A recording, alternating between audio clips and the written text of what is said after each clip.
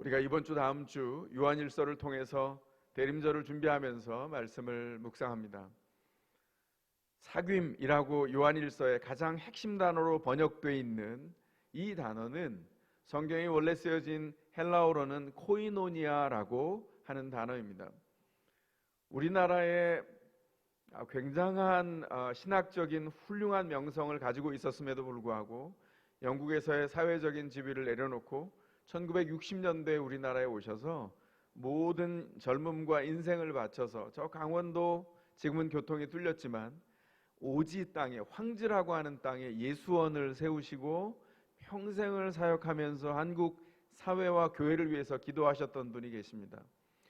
영국 성공회의 목회자.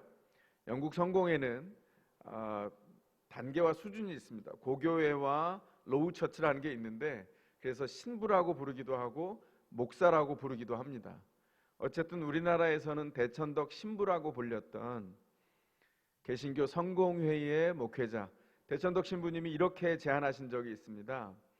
할렐루야 아멘과 같이 이 코이노니아도 번역하지 말고 있는 그대로 썼으면 좋겠다, 그렇게 제안했는데 아직까지 그렇게 되진 않았죠. 그만큼 코이노니아라고 하는 것이 그리스도가 교회를 위해서 주신 신비한 관계를 드러내는 단어다, 이걸 기억하시는 게 필요합니다. 성경은 요한일서를 통해서도 우리에게 이렇게 질문하고 있습니다. 여러분은 누구십니까? 여러분이 새로운 사람을 만날 때 자기 자신을 누구라고 어떻게 소개합니까? 우리가 새로운 사람을 만나면 흔히 학력과 직장 같은 걸 말합니다. 이게 세상에서 통용되는 정체성입니다. 세상은 지위나 신분을 묻습니다. 그러나 우리 주님은 존재를 물으십니다. 너는 누구냐? 너는 누구와 연결되어 있느냐? 그래서 교회의 출발은 그리스도와 함께하는 사귐입니다. 그 사귐이 우리에게 무엇을 주었는지 요한일서 이 말씀을 통해서 우리가 주목하고자 합니다. 그 첫 번째는 그리스도와 함께하는 사귐은 우리를 빛 가운데 살아가게 했다는 것입니다. 5절이 뭐라고 말합니까? 하나님은 빛이시요 하나님 안에는 어둠이 전혀 없다고 말하고 있습니다. 생명의 빛이 우리 인생에 비추었습니다. 예수 그리스도가 우리 가운데 오셨을 때 그 빛이 비추어서 우리가 구원을 입게 됐어요. 사도 요한은 그가 썼던 또 다른 성경인 요한복음에서 이렇게 증언합니다. 예수 안에 생명이 있고 그 생명은 사람들의 빛입니다. 그리고 사도 요한이 제자로서 예수님을 따라가면서 보았을 때 예수님이 사람들에게 이야기했던 선언이 있습니다. 나는 세상의 빛이다.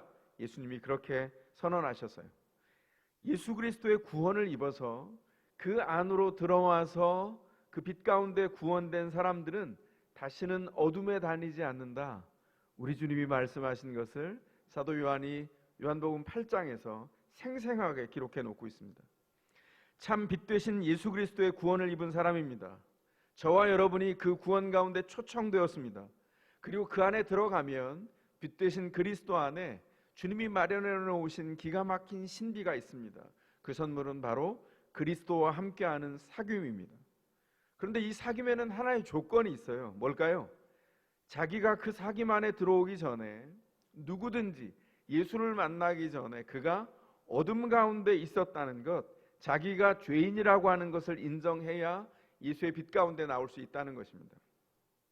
미국의 유명한 배우이자 영화 감독인 우디 앨런이라는 사람이 있습니다. 그는 유명한 잘 알려진 무신론자입니다. 그런데 어느 날 기자가 별한간 질문을 했어요. 만약 하나님이 있어서 당신에게 말을 건넨다면 하나님으로부터 어떤 말을 듣고 싶습니까? 이렇게 질문을 받았습니다. 무신론자인 우디 앨런이 이렇게 대답했어요. 만약 하나님이 존재한다면 저는 세 단어를 듣고 싶습니다. 너는 용서되었다. 놀랍죠? You are forgiven 이라고 하는 말을 듣고 싶다는 거예요. 그는 무신론자입니다. 만약에 이 사람이 하나님이 너는 용서되었다라고 하는 말을 들으려면 어떤 일이 벌어져야 될까요? 사도 요한은 이렇게 말합니다. 만약 너는 용서되었다라고 하는 말을 들으려면 나는 죄인입니다. I have sinned. 나는 죄인입니다. 죄를 지었습니다라고 하는 세 단어의 고백이 먼저 있어야 된다는 거예요. 죄 속에서 살아왔던 자기 인생이 얼마나 그리스도의 도움이 필요했는지를 절절히 알고 그리스도 앞에 자기 인생을 가지고 나와야 된다는 겁니다. 그러면 하나님은 이 세 단어로 말씀하실 겁니다. 너는 용서되었다. You are forgiven. 성경의 영적인 원리는 변하지 않습니다. 한 사람이 그리스도 앞에 빛 앞에 나올 때 개인적인 죄를 자각해야 그리스도의 빛 가운데 들어와 그리스도와의 사귐이 시작됩니다. 사도 바울도 예외가 아니었어요. 그가 에베소 교회에 편지를 보냈던 에베소 3장 8절에 보면 자신을 누구라 표현합니까? 모든 성도 가운데 지극히 작은 자보다도 작은 자, 자기를 그렇게 표현합니다. 이건 극단적인 겸손의 표현이 아니라 자기를 있는 그대로 표현한 자기의 정체성의 표현입니다.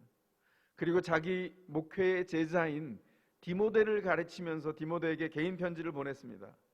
첫 번째 보낸 디모데전서 1장 15절에는 자기를 뭐라고 표현합니까? 자기를 죄인의 우두머리라고 표현합니다. 사도 바울은 빛 되신 그리스도 안에 들어왔지만 그가 그 이전에 얼마나 대조적인 삶을 살았는지, 그리스도와의 사귐 이전에 얼마나 절망적인 삶을 살았는지, 얼마나 무지했는지, 어둠 속에 있었는지를 분명히, 그리고 빛 가운데 있으면서도 대조적으로 평생을 기억했습니다. 바울에게 예수님이 빛으로 찾아오셨습니다. 그런데 그때가 언제냐면 그가 성경의 석학으로 책을 들지 않아도 머릿속에서 졸졸졸 암기할 만한 아주 높은 선생 밑에서 배운 유망주였습니다. 그리고 그가 생각했을 때 예수라고 하는 사람을 쫓아가는 교회라고 하는 이 집단은 없어져야 마땅했습니다. 스데반을 참수하는데 공헌했습니다. 그리고 스데반의 순교 이후에 그는 살기등등해서 다마스커스에 있는 교회의 첩보를 입수하고 다마스커스로 향합니다. 뭐 때문이죠? 교회를 파괴하기 위해서. 그런데 다마스커스로 가는 길에 그는 강렬한 빛에 휩싸이게 됩니다. 그리고 빛 속에서 하늘에서 음성이 들려왔습니다. 사울아, 사울아, 내가 왜 나를 핍박하느냐?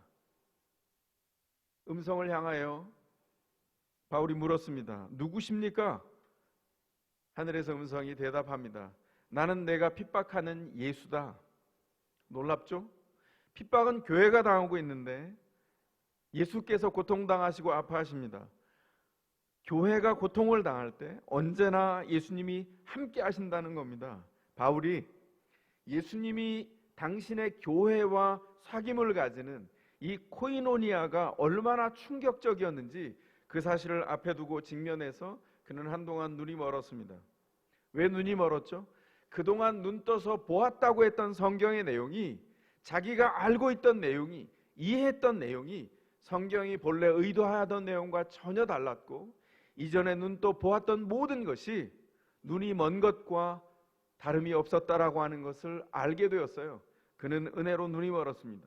그리고 자신이 이전에 알았다고 했던 것이었는데 몰랐던 것, 눈 떠서 보았다고 했는데 눈 멀었던 것, 그 시간에서 빠져나오기 위해서 주님께서 충분히 생각하고 돌아볼 수 있는 시간을 허락해 주셨습니다.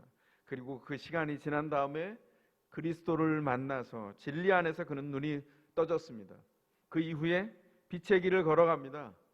바울은 빛의 길에 걸어가서 안락하고 편안하고 풍성한 삶을 산 것이 아니라 예수 때문에 고통당하는 삶이 대부분이었습니다. 그럼에도 불구하고 그는 그의 인생에서 기쁨이 말하지 않았습니다. 고통 중에도 빛 속을 걸어가는 길을 포기하지 않습니다. 바울이 가는 그 길에서 사람들이 어둠 속에서 빛으로 나오고 거기서 교회가 세워지고 그 교회가 그리스도의 온전한 은총 안에서 제자를 양산하고 세워가는 놀라운 복음의 교두보가 됩니다. 바울은 자기 인생을 통해서 그 발로 걸어서 2만 킬로를 걸었습니다. 그동안에 빛 되신 예수님과 그 사귐을 누리고 나누었어요. 바울이 즐거워했던 것은 그 인생의 빛된 놀라우신 인도 안에서 2만 킬로를 걸으면서 그리스도와의 사귐을 누리고 나눌 수 있었다는 것입니다. 우리는 어떻습니까? 우리도 예수께 초청됐습니다. 그 빛 가운데 걷습니다. 근데 참 희한한 게 있어요.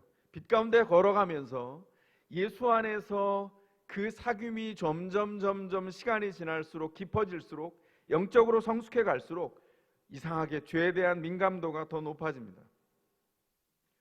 그런 것 같습니다. 주님을 더 알아갈수록 이전에 그냥 쓱 지나갔던 그 작은 죄들이 얼마나 민감하고 무겁게 느껴지는지, 얼마나 큰 통증으로 다가오는지. 근데 거기에 은혜가 있습니다.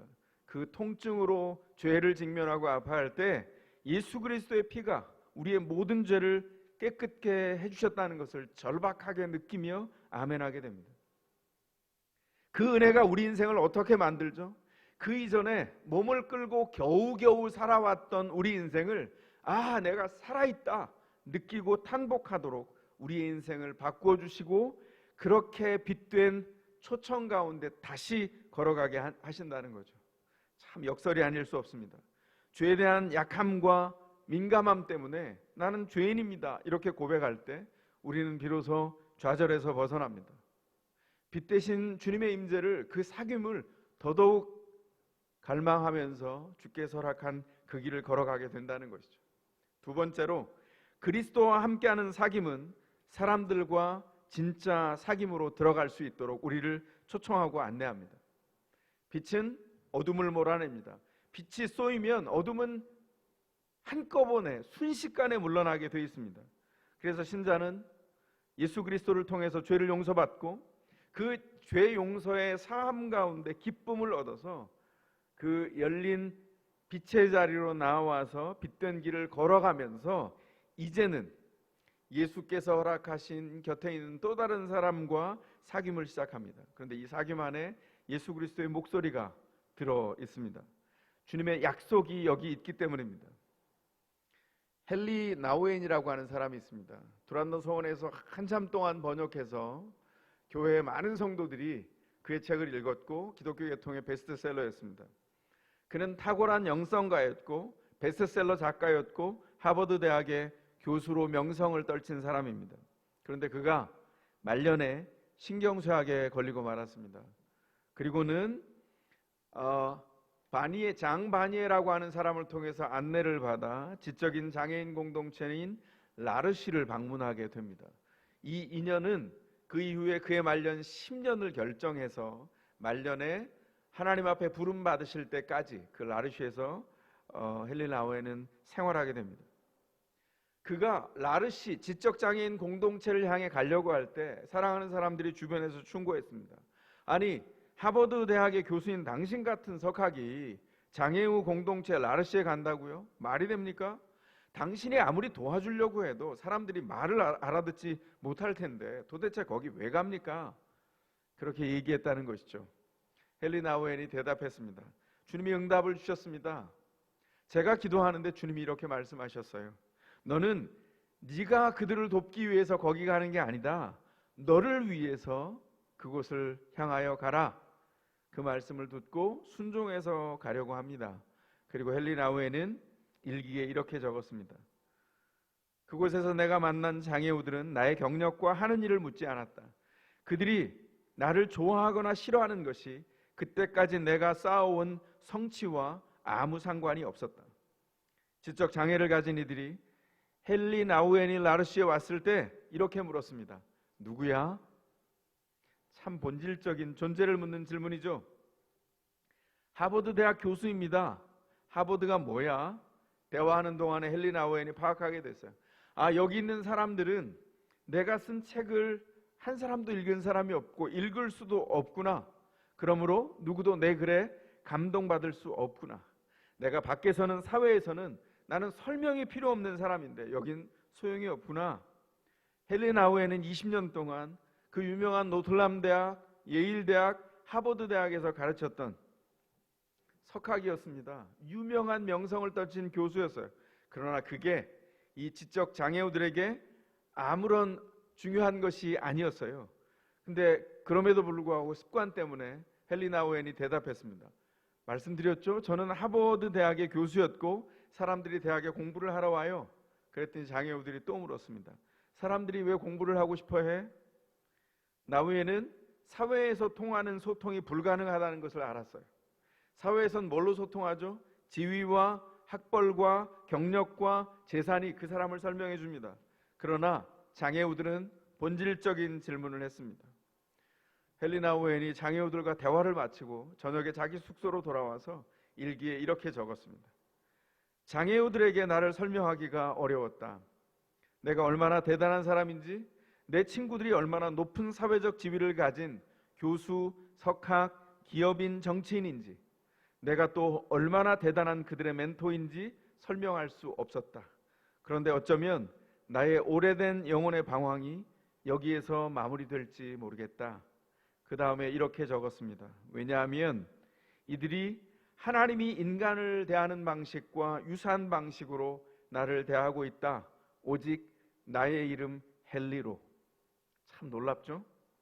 헨리 나우에는 지적 장애인들과 대화를 하면서 자신이 세속적인 신분과 계급을 통해서 자기를 증명하는 세상의 한 사람으로 살아왔다는 것을 깨닫게 됐어요.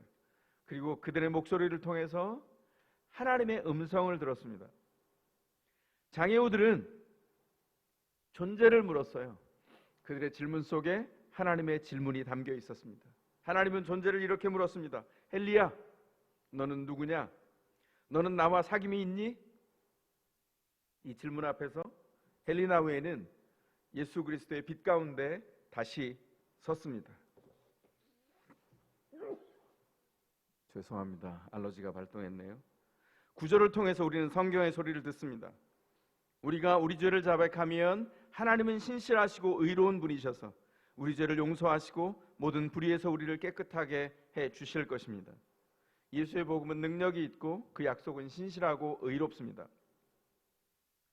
그래서 신자는 예수로 과거를 해석하고 현재를 사는 의미를 알게 됩니다. 예수님은 십자가의 죽음으로 죄를 용서하시는 하나님의 공의와 사랑을 동시에 나타내셨습니다. 이것은 예수께서 죄로 가득한 온 세상과 우리를 바로잡으시는 방식입니다. 그 약속을 믿으면 영혼의 기쁨이 퍼집니다. 우리가 코로나19의 고난 속에서 계속해서 열심을 내어서 온라인으로 예배를 합니다. 왜 예배합니까? 예배에서 우리를 기쁨으로 인도해가는 하나님의 빛이 이곳에 있기 때문입니다. 우리가 온라인으로 성도들 얼굴과 얼굴을 대면하여 만날 수 없어도 온라인으로 목장을 합니다. 왜 목장을 쉼없이 하려고 합니까? 예수의 이름으로 서로 사귐이 그리스도의 일하심을 드러내기 때문입니다. 만일 교회에서 목장에서 예수 그리스도의 죄 용서를 빼고 사귀고자 한다면 교회는 어떻게 될까요? 즉시 라이온스 클럽보다 못한 곳으로 전락합니다. 교회에서 그리스도와 함께하는 사귐을 뺀다면 가장 저열한 친목 모임으로 바뀌게 됩니다. 그리스도가 우리의 중심입니다. 그래서 어떻게 합니까? 우리가 목장으로 모일 때 머리를 맞대고 성경을 가운데 두고 모여 앉습니다. 그리고 밥을 나눕니다. 온라인으로 할 때는 밥을 나눌 수 없죠. 그래서 뭘 나누죠? 밥 같은 삶을 나눠요. 예수님과 사귐이 있을 때 저는 인생은 갓 지은 밥과 같다는 생각을 합니다. 여러분은 어떻게 생각하세요? 저는 꽃향기보다 갓 지은 밥이 풍겨내는 그 밥 냄새가 너무 좋습니다. 밥을 지을 때 제가 집에 있을라 치면 그 밥 냄새가 얼마나 황홀한지 그 구수한 냄새가 인생 같다는 생각을 계속합니다. 우리가 예수 그리스도와 함께하는 사귐을 통과할 때 우리의 인생이 잘 지어져서 고슬고슬 맛있게 지어진 밥 같아서 우리의 인생을 열 때 거기서 구수한 밥 냄새가 납니다. 그래서 우리를 덜어서 우리 인생 안에 역사하신 그리스도의 놀라우신 사귐을 또 다른 성도에게 퍼서 공급해 줍니다. 그가 우리의 삶에 역사하신 그리스도를 먹고 자기 삶을 또 퍼서 우리에게 공급합니다. 서로 나누다가 우리 안에 그리스도가 있으므로 우리의 삶이 새로워졌음을 알게 되죠. 밥 냄새, 이 생명의 냄새가 모락모락 나는 인생이 신자의 인생입니다. 주님이 공급하신 이 삶을 퍼서 덜어내서 다른 사람에게 나누어 주는 것, 더샘물 교회에서 목장에서 우리가 할 일입니다. 거기에는 신분과 계급이 필요 없습니다. 그 계급이 장애가 되지 않아요. 예수 그리스도의 은혜를 통과한 이 갓 지은 밥과 같은 이 삶의 냄새가, 그 안에 담겨 있는 예수 그리스도의 놀라운 코이노니아가 우리를 하나로 만들어 줍니다. 신분을 넘어서고 출신을 넘어섭니다. 예수 때문에 웁니다. 예수 때문에 웃습니다. 그래서 더세물 교회 목장이 중요합니다. 이 목장을 통해서 교회가 서로를 이렇게 세워갑니다. 목장의 사귐은 서로의 경험을 존중합니다. 나누다 보면 내가 어떤 경험을 했는지 나누게 되고, 그리고 곁에 있는 성도들도 자기의 삶의 경험을 함께 나누고 주고받습니다. 그런데 목장 안에서 경험을 나눌 때 우리는 기억합니다. 자기의 경험을 자랑하지 않습니다. 이 경험이 또 다른 사람을 세우는 데 쓰입니다. 자랑과 사랑, 철자 하나 차이지만 굉장히 중요한 차이가 있죠. 자랑은 남에게 없는 게 없는데 내게 있습니다, 뻐기기 위해서 쓰는 겁니다. 그러나 사랑은 남에게 필요한 게 내게 있는 것을 발견하고 기뻐하는 것이 사랑입니다. 그리스도의 빛을 맛본 사람, 그리스도와 함께하는 사귐 가운데 들어온 사람은 자랑하지 않고 사랑합니다. 듣고 그 퍼 날라준 고슬고슬 갓 지은 그 밥 같은 삶을 같이 먹으면서 그리스도가 그렇게 귀하게 역사하셨군요. 저에게도 이런 일이 있었습니다. 서로 사랑을 나누면서 그리스도가 그 곁에 가서 밥이 되고 위로가 되고 함께하는 연대가 되는 것을 함께 발견하게 되는 것이죠. 더세물의 목장은 그러므로 아까 말씀드린 대로 함께 울고 함께 웃는 곳입니다. 목장은 예수를 알고 누리고 나누는 곳입니다. 삶이 아주 간단하고 어쩌면 너무나 단순한 일이 지나갔을지도 몰라요. 어떤 때는 너무나 고통스러운 일이 지나갔을지도 모릅니다. 그러나 그것이 예수의 은혜를 통과하고 그리스도와 함께하는 사귐을 통과하면 갓 지은 밥처럼 구수하게 지어져서 우리를 퍼내어서 누군가 함께 나눌 수 있는 귀한 양식이 된다는 것입니다.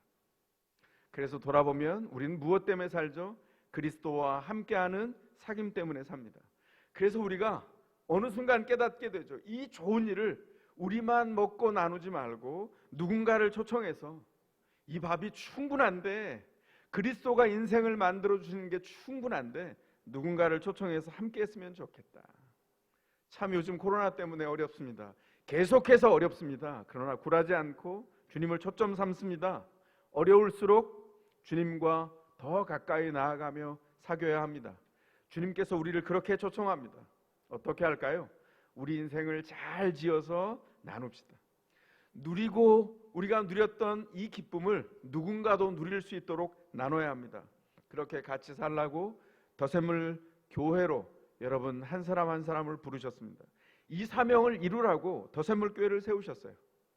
더세물 교회가 갓 지은 밥 같은 예수를 아는 인생과 인생이 모여서 그리스도와 함께하는 사귐을 통과해서 정말 구수하게 지어진 인생을 그 고슬고슬 떠서 모락모락 나누는 그런 교회로 세워져 가기를 간절히 사모합니다.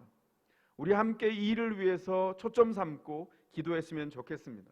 그 사귐으로 서로를 세워가시기를 주의 이름으로 축원합니다. 각 처소에서 가능하신 분들은 이제 그 자리에서 일어나시겠습니다.